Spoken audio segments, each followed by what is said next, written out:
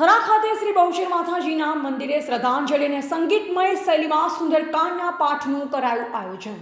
કાંકરેજ તાલુકાના વેપારી મથક થરામાં હાઈવે સ્થિત શ્રી બહુચર માતાજી મંદિરના પૂજારી હાલ તખતપુરમાં રહેતા મુકેશ ભારતી સોમ ભારતી ગોસ્વામીના માતૃશ્રી હંસાબેન સોમ ભારતી ધ્યાન ભારતી ગોસ્વામીનું આકસ્મિક અવસાન સંવત 2077ના ચૈત્ર સુદ 5 શનિવાર તારીખ 17/4/2021 રોજ થયેલ।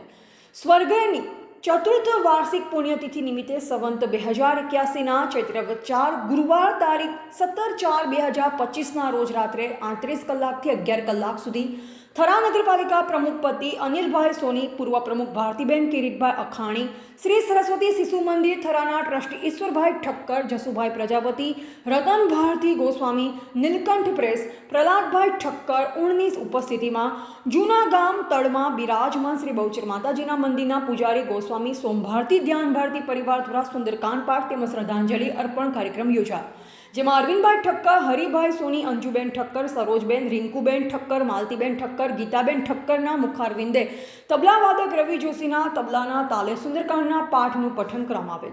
ત્યારબાદ સ્વર્ગીય હંસાબેન ગોસ્વામીને શ્રદ્ધાંજલિ અર્પણ કરી પુત્રી ગાયત્રી, જમાઈ મેહુલપુરી, દુધારામપુરા, ભાઈ અરવિંદ ગર, રમેશ ગર, દિયોદર સહિત પરિવાર દ્વારા આરતી ઉતારી પ્રસાદ આપવામાં આવ્યો। કાર્યક્રમમાં મુકેશ ભારતી ગોસ્વામીએ જણાવ્યું કે શ્રી ગોસ્વામી તુલસીદાસ દ્વારા રચિત શ્રી રામચરિતમાનસમાં અયોધ્યાકાંડ, અરણ્યકાંડ, કિષ્કિંધકાંડ, સુંદરકાંડ, લંકાકાંડ અને ઉત્તરકાંડ તેમાંથી 5મો અધ્યાય સુંદરકાંડ છે। એવું કહેવાય છે કે જો કોઈ આખું શ્રી રામચરિતમાનસ વાંચી શકતા નથી તો દર મંગળવાર અથવા શનિવાર સુંદરકાંડનો પાઠ કરવા। સુંદરકાંડના પાઠથી દરેક સમસ્યાનું સમાધાન થઈ શકે છે।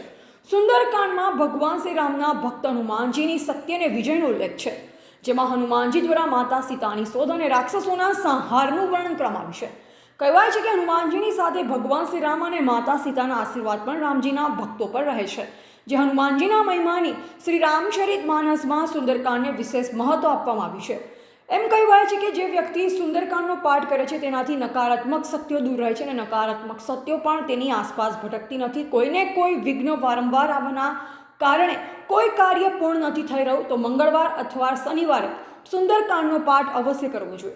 કહેવાય છે કે શનિદેવની સાડાસાતી મહાદશા કે હૈયાના પ્રભાવથી વ્યક્તિની શારીરિક, માનસિક અને આર્થિક સમસ્યાઓ વધે છે, પરંતુ જો કોઈ વ્યક્તિ હનુમાનજીના ભક્ત છે ને દર શનિવારે સુંદરકાંડનો પાઠ કરવો જોઈએ।